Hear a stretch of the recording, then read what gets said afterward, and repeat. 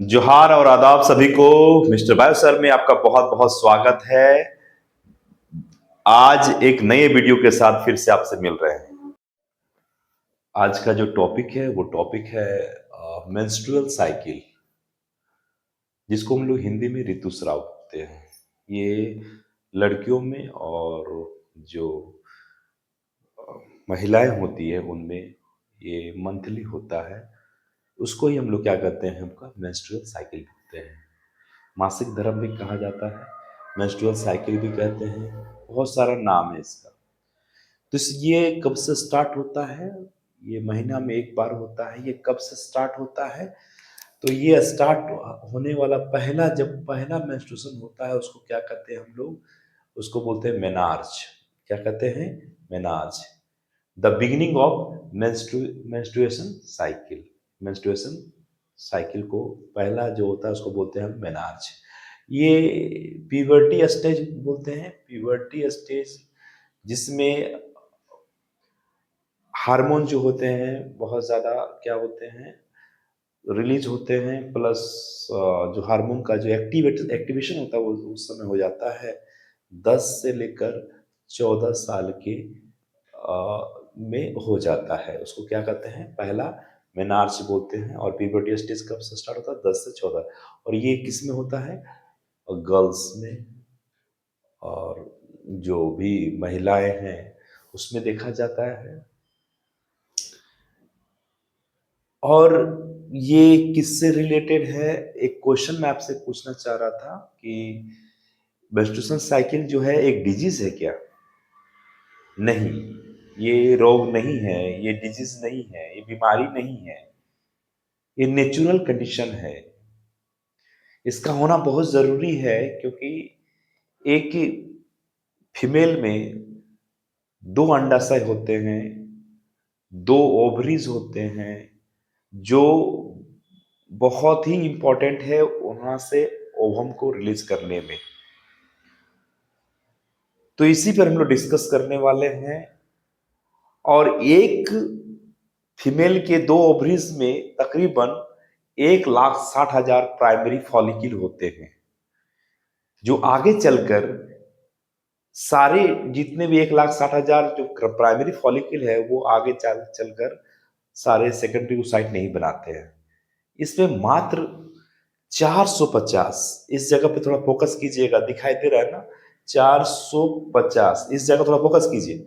450 पूरे लाइफ भर, अगर एक महीना में एक ओवम, तो 12 महीना में 12 महीना होता है। तो उसमें अगर हम लोग इसको काट दिया जाए तो 12×3 = 36, और कितना हो जाएगा? 12×3 = 84, और ये 0.50 हो जाएगा, तकरीबन 38 साल। यानी किसी भी गर्ल का 10 साल से अगर मेंस्ट्रुएशन साइकिल स्टार्ट है तो आने वाले इसमें अगर हम जोड़ दें तो कितने साल तक होगा? 48 साल तक। क्या मेंस्ट्रुएशन साइकिल? और हर एक मेंस्ट्रुएशन साइकिल में एक ओवम का निकलना अनिवार्य है, जिसमें 48 साल। उसके बाद क्या होगा? उसको बोलते हैं हम लोग मेनोपोज बोलते हैं। क्या कहते हैं? मेनोपोज। मेनोपोज का मतलब होता है मेंस का रुक जाना। पोज मतलब रुक जाना, पॉज मतलब रुक जाना, मेनोपॉज मतलब रुकना। किसका? मेंस का रुक जाना। तो तकरीबन माना गया है 45 से लेकर 55 साल तक इसका एक एज रखा गया है कि मेनोपॉज इसमें मेंस आने वाले समय में नहीं होगा, क्योंकि सारे जितने भी 450 सेकेंडरी oocyte जो है वो सारे रिलीज हो जाते हैं। तो इस चीज को हम लोग जानेंगे।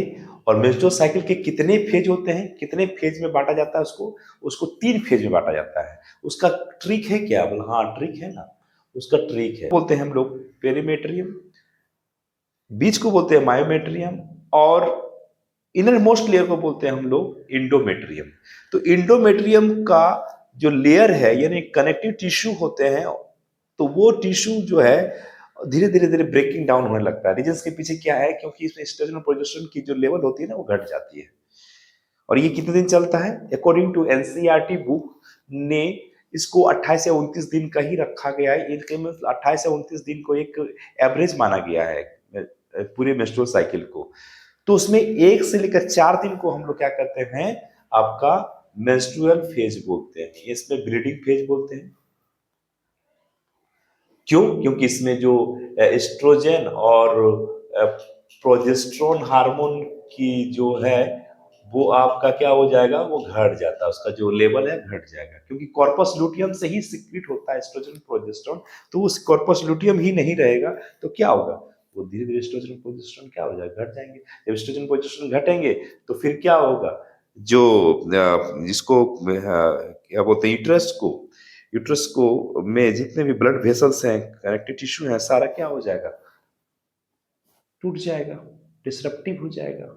इसको बोलते हैं हम मेंस्ट्रुअल फेज। प्रोलिफरेटरी फेज में जो फेज के बाद, इसके जस्ट के बाद क्या होता है ना, कि जो एफएसएच का जो फॉलिकुलर स्टिमुलेटिंग हार्मोन है उसकी संख्या धीरे धीरे धीरे धीरे बढ़ जाती है। तो और उसके बाद एक समय आता है, यानी 5, 6, 7, 8, 9, 10, 11, 12, 13 और 14वां दिन यानी 14th डे में एलएच हार्मोन, एफएसएच स्टिमुलेट करता है एलएच हार्मोन को।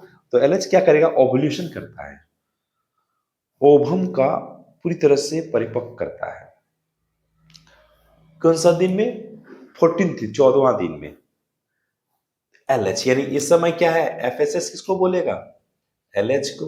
और एलएच ओवुलेशन कराने में रिस्पॉन्सिबल है। एलएच मतलब लुटिनाइजिंग हार्मोन।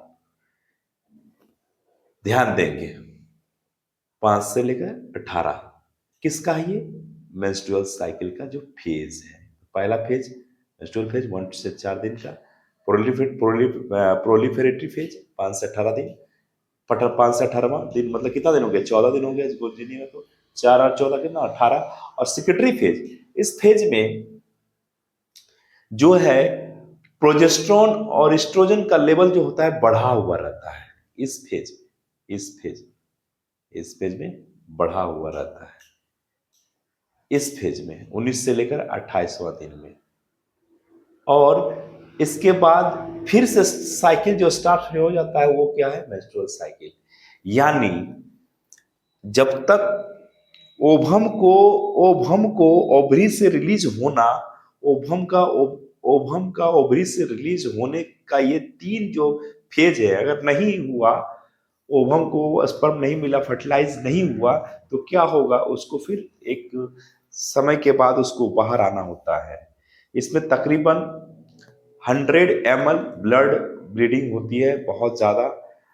इसलिए जो महिलाएं होती है उनको फॉलिक एसिड की गोलियां और आयरन पर ज्यादा विशेष ध्यान दिया जाना चाहिए, खासकर रूरल एरियाज, रिमोट एरियाज के बच्चे को बहुत सारे चीज नॉलेज की कमी है या फिर उसको गाइडेंस नहीं मिलता है, जिसकी वजह से उसको कहीं ना कहीं एनीमिया, कहीं ना कहीं प्रॉब्लम आने लगती है।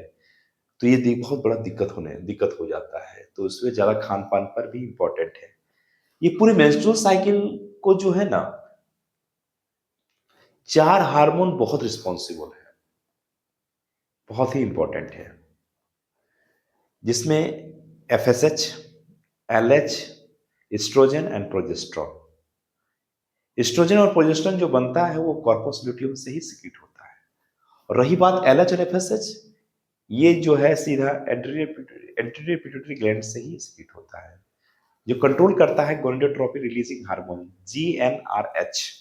गोनेडोट्रोपिन रिलीजिंग हार्मोन हाइपोथैलेमस से सीधा पिट्यूटरी ग्लैंड को, पिट्यूटरी सीधा किसको करता है, ओवरी को। और ओवरीज में जो भी ग्रेफियन फॉलिकल्स पाए जाते हैं वो धीरे धीरे ग्रेफियन फॉलिकल्स बनना, फिर प्राइमरी ग्रेफियन फॉलिकल्स, फिर सेकेंडरियन ग्रेफियन से प्राइमरी oocyte, सेकेंडरी oocyte, इस तरह से काम करता है। यानी पूरा कंट्रोल कॉर्टिसोल से ये मेंस्ट्रुअल साइकिल का होता है।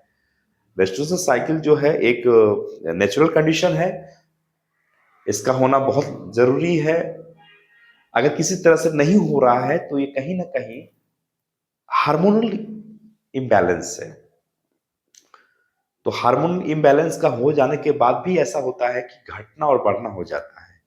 यानी किसी अमूमन देखा गया है कि किसी महिला का 28 दिन का ना होकर 35 दिन, 40 दिन भी हो जा रहा है, 2 महीने हो जा रहे हैं, तो कहीं ना कहीं डॉक्टर के परामर्श लेना बहुत ज़रूरी है।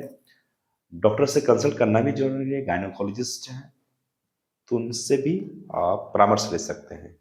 तो इसको हमने कैसे याद किया है, कौन कौन से हार्मोन मेस्ट्रुअल साइकिल में इन्वॉल्विंग होते हैं, इस चीज को याद रखिएगा। एक चीज और मैं बताता हूँ, ये जो कभी कभी ये क्वेश्चन यहाँ से पूछा जाता है इस जगह से कि ओव्यूलेशन कब होता है, ये सब डेज है ना।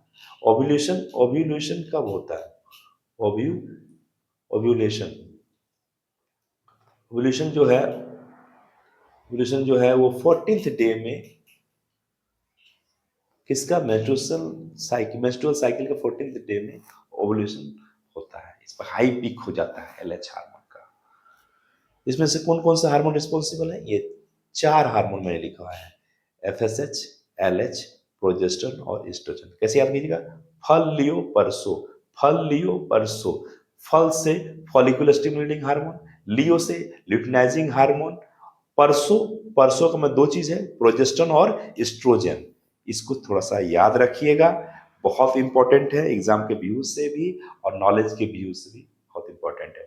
आज के लिए हम लोग इतने ही रखते हैं, नेक्स्ट वीडियो में फिर मिलेंगे, तब तक के लिए धन्यवाद। इसको आप जरूर नोट्स बना लीजिए। Thank you.